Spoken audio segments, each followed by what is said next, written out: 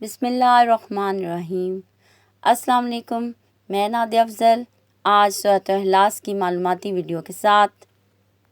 سورة الإخلاص بسم الله الرحمن الرحيم قل هو الله أحد الله الصمد لم يلد ولم يولد ولم يكن له كفوا أحد۔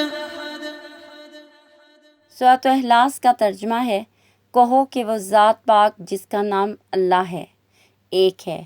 اللہ بے نیاز ہے، نہ کسی کا باپ ہے اور نہ کسی کا بیٹا، اور کوئی اس کا ہمسر نہیں ہے۔ قرآن پاک کا سورۃ اخلاص کا موضوع توحید ہے۔ اس میں صرف ایک مرتبہ زیر آئی ہے، اور یہ قرآن پاک کی واحد صورت ہے جس میں صرف ایک مرتبہ زیر آئی ہے۔